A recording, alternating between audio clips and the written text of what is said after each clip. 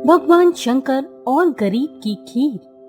कानपुर के एक छोटे से गांव में हरिया नाम का एक गरीब किसान अपने बेटे के साथ रहा करता था। वो दिन भर लोगों के खेतों पर काम करता था और उससे जो पैसे मिलते थे उससे वो अपना और अपने बेटों का गुजारा किया करता था। हरिया भगवान शिव का बहुत बड़ा भक्त था। उसका एक नियम था कि वो हर दिन भगवान शिव का दूध से अभिषेक किया करता था। एक दिन जब वो मंदिर में भगवान शिव पर दूध अर्पित कर रहा था, तब वहाँ के पुजारी ने आकर कहा, क्या हरिया, तू रोज मंदिर में दूध चढ़ाता है? जरा अपनी और अपने लड़के की हालत तो देख। ये दूध उसे ही पिला दिया कर, जिससे उसके शरीर में कुछ लगे। बाबा, बात तो आपकी सही है, लेकिन शिव जी मेरे पिता हैं और पिता तो पुत्र से भी बढ़कर हैं। मैं इनके हिस्से का दूध किसी को नहीं दे सकता। बड़ा भक्त हो गया है तू तो अब, मैं क्या ही बोलूं। अच्छा सुन, इस शिवरात्रि गांव में मेले का आयोजन होगा, तो जरा व्यवस्थाओं को संभाल लेना। हाँ, मैं अपनी तरफ से पूरी कोशिश करूँगा। पुजारी वहाँ से चला गया और हरिया अपने घर आ गया। उसने अपने बेटे को गांव में होने वाले मेले के आयोजन के बारे में बताया। अरे वाह बाबा, मेला लगेगा, इसका मतलब भरपूर भोजन मिलेगा अब हमें। मैं भी दिए बनाकर रख लेता हूँ, लोग आएंगे तो कुछ बिक्री भी होगी। हरिया का बेटा अपने काम में लग गया और हरिया खेतों पर चला गया। वहाँ उसने कुछ लोगों को बातें करते हुए सुना है इस बार महाशिवरात्रि पर अद्भुत संयोग बनेगा। इस बार भोलेनाथ भक्तों के हाथों से स्वयं भोग लगाएंगे। हाँ, सुना तो है, लेकिन वो भी केवल सच्चे भक्तों के हाथों से। यहाँ कौन है सच्चा भक्त? वो है ना हरिया, खुद को बड़ा भक्त कहता फिरता है। आओ देखते हैं भोलेनाथ उसके हाथ से प्रसाद ग्रहण करेंगे या नहीं। दोनों आदमी हरिया के पास आ गए और बोले, ए हरिया, क्या तुमने सुना कि इस बार भोलेनाथ स्वयं प्रसाद ग्रहण करेंगे? तुम तो बड़े भक्त हो भोलेनाथ के, तो बताओ फिर क्या भोग लगाओगे भोलेनाथ को? मेरे पास क्या है भोग लगाने को, वो तो जो भक्त प्रेम से भोग लगा दें वही ग्रहण कर लेते हैं। तो ठीक है, मिलते हैं कल शिवरात्रि को मंदिर में, देखते हैं तुम्हारा भोग ग्रहण करते हैं भोलेनाथ या नहीं।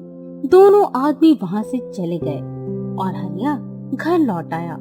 सारी रात वो सो न सका और सोचता ही रहा, अगर भगवान शिव ने मेरे हाथ से भोग नहीं खाया तो गांव वाले तो मेरी भक्ति पर उंगली उठा देंगे। हे प्रभु, अब आप ही लाज रखना मेरी। इधर कैलाश पर्वत पर माता पार्वती भगवान शिव को देखते हुए बोली, प्रभु, आपका भक्त संकट में है, आप उसकी मदद नहीं करेंगे? पार्वती, भक्त की असली परीक्षा संकट के समय ही होती है। मुझे हरिया पर पूरा भरोसा है, वो इस संकट से भी बाहर आ जाएगा। अगले दिन गांव में महाशिवरात्रि का मेला लग चुका था। हरिया ने भोग के लिए थोड़ी सी खीर तैयार कर रखी थी। तभी गांव के कुछ लोग हरिया के घर आ गए। हरिया ओ हरिया, इस बार हम सभी गांव वालों ने ये निर्णय लिया है कि भगवान शिव को पहला भोग तुम ही लगाओगे। आओ चलो भगवान शिव को भोग लगाओ। हमें भी देखना है कि भगवान शिव अपने सच्चे भक्त के हाथ से भोग लगाते हैं या नहीं। हरिया खीर लेकर मंदिर की तरफ चल पड़ा और सभी लोग उसके पीछे पीछे हो लिए। इधर भगवान शिव हरिया की परीक्षा लेने के लिए एक छोटे बच्चे का रूप धारण कर मार्ग में बैठकर रोने लगे। हरिया की नजर उस बच्चे पर पड़ी तो वो उसके पास आ गया। हरिया ने देखा बच्चे के पैरों में कांटे लगे हुए थे। ये देखकर हरिया का मन दर्द से भर गया। क्या हुआ बेटा, तुम यहाँ अकेले क्यों बैठे हो? मैं इस मेले में आया था और खो गया। चलते चलते मेरे पैरों में कांटे चुभ गए। मुझे बहुत दर्द हो रहा है और भूख भी लगी है। अरे अभी मैं कांटे निकाल देता हूँ और तुम ये खीर खा लो। हरिया ने उस बच्चे के पैरों से कांटे निकाल दिए और उसे भगवान शिव के लिए बनाई हुई खीर दे दी। गांव वाले हरिया के पास आए और बोले, ये क्या हरिया, अब तुम भगवान शिव को क्या भोग लगाओगे? तुमने सारी खीर इस बच्चे को दे दी। अगर मैं ये खीर इस भूखे बच्चे को न देकर भगवान शिव को चढ़ाता तो भी वे इसे स्वीकार नहीं करते। मैं इस बच्चे के माता पिता को खोजने जाता हूँ। तुम लोग मंदिर जाकर पूजा करो। इतना कहकर हरिया मेले में चला गया और बाकी सभी मंदिर आ गए। मंदिर में पहुंचकर सभी लोग अचंभित रह गए। उन लोगों ने देखा कि भगवान शिव के मुख पर खीर लगी हुई है। उनमें से एक आदमी दौड़कर हरिया के पास पहुंचा और बोला, हरिया, तेरी चढ़ाई हुई खीर भगवान शिव ने स्वीकार कर ली। जब हमने मंदिर के दरवाजे खोले तो पहले से ही उनके मुख पर खीर लगी हुई थी। क्या बात है, मैं अभी मंदिर चलता हूँ, पहले उस बच्चे को ले आऊं। हरिया दौड़ता हुआ उस जगह पहुंचा जहाँ वो बच्चा बैठा हुआ था। वो बच्चा हरिया को देख मुस्कुराया।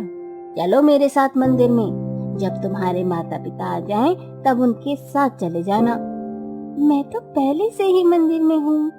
इतना कहकर भगवान शिव अपने असली रूप में प्रकट हो गए और बोले, हरिया, तूने आज सभी परीक्षाएं पास कर ली। मांग, क्या चाहिए तुझे?